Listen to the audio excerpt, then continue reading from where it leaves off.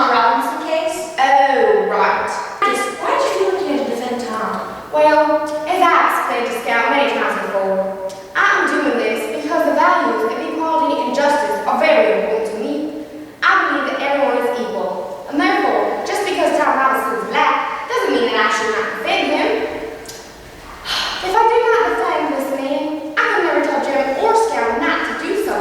Now, who's Jim and Scout? Your children, right? Yeah, they are. And Jim is my older son, and then Scout is my little girl. They're both real cute. Scout, gotta say, she's a little bit cuter. Yup. So I have to set a good example for them. I mean, I'm also trying to make the town of Macomb more accepting of this idea, since this is a town of great discrimination. Even though I'm only one man, I hope to cause a ripple effect and hope that people will see the light and start believing that everyone is truly equal, no matter what their skin color is.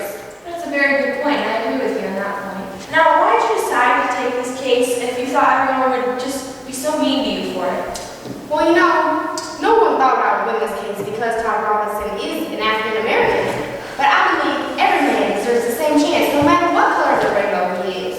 Because of this, I took the case. I couldn't let anyone else take his case because I knew that they just wanted to do justice to him. Would anyone else, do you think, even have that good of a chance as you did? Oh, no.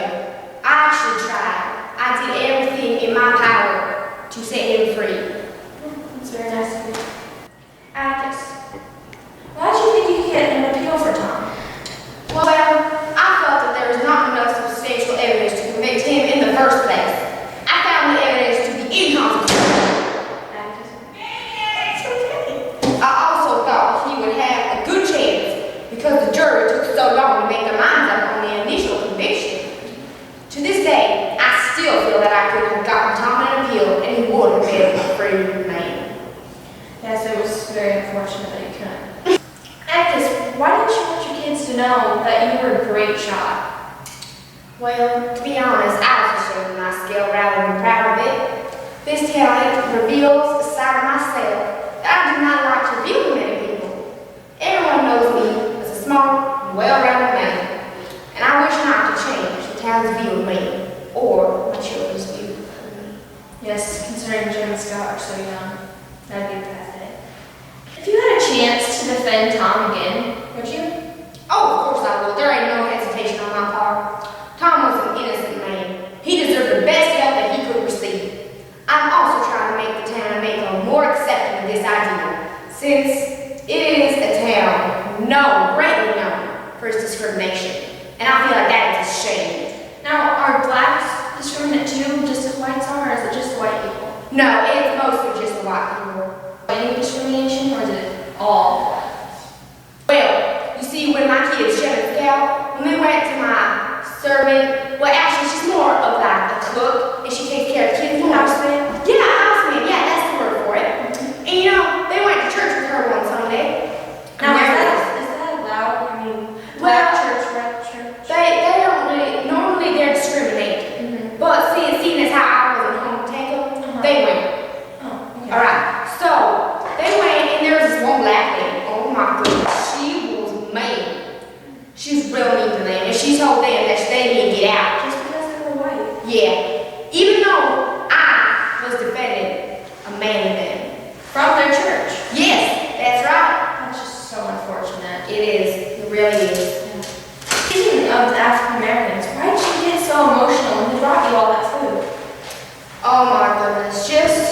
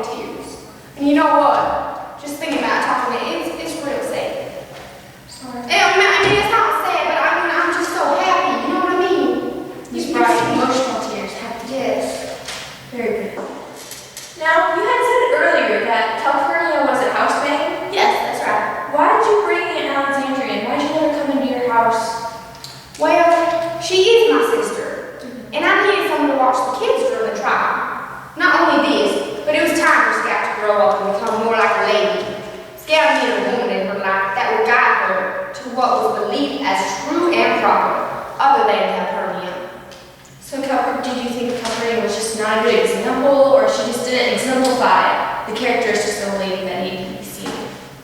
I believe it's the second part. She's a great lady. She still is. She's a great lady. I love Cameron.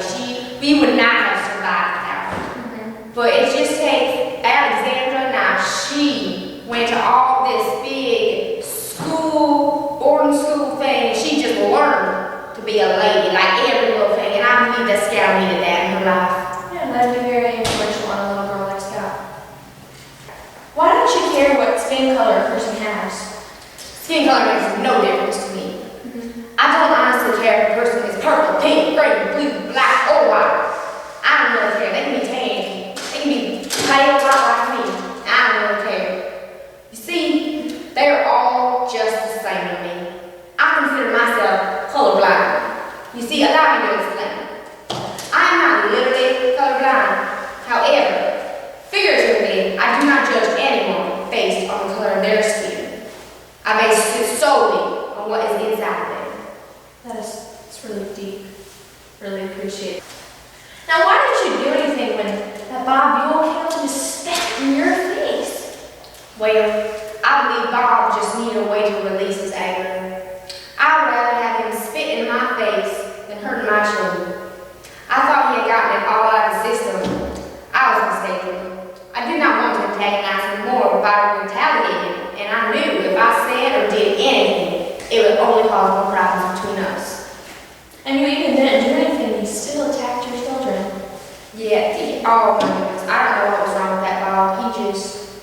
He needed help, and I don't think anyone gave him the time of day. Yeah, it's unfortunate. So, why did you think all the anger was just magically gone?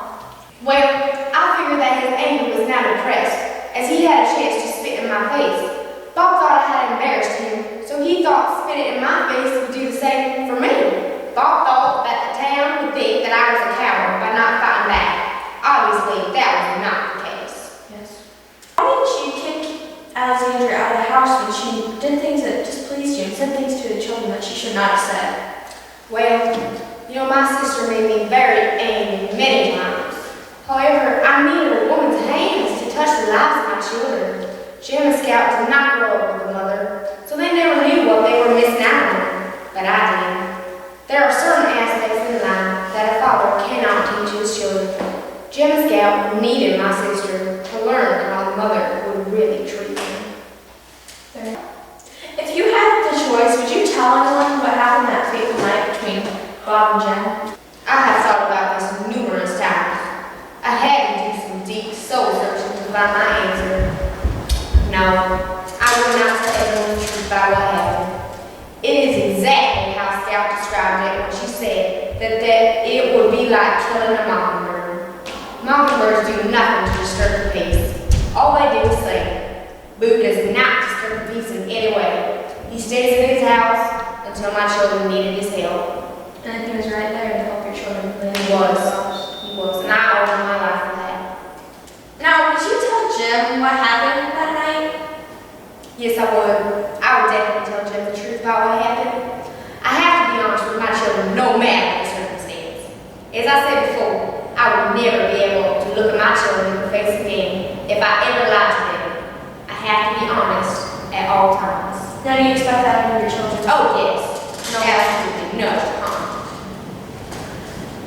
Why didn't you tell Jim and Scout that you knew what Boo Radley looked like? I did not tell Jim and Scout that I knew how he looked and who he was because I did not want to make a huge deal out of it. I know Boo liked his privacy, so I did not want to disturb his peace. He's already done so much for me, I just couldn't do it to him. He's a silent helper. He is. He's like a little guardian angel, watching out. Very, very heartfelt. Are you surprised and proud of Scout for realizing how wrong it would be to tell everyone about that? I'm very surprised at Scout, but I'm even more proud of her for realizing the importance of not telling everyone what really happened for fear of destroying another man's life. This town has already destroyed one innocent man's life. I do not want to let them destroy another man's life for protecting my children's life. Thank you. This interview has just been great. I thank you, Mr. Adams Bench.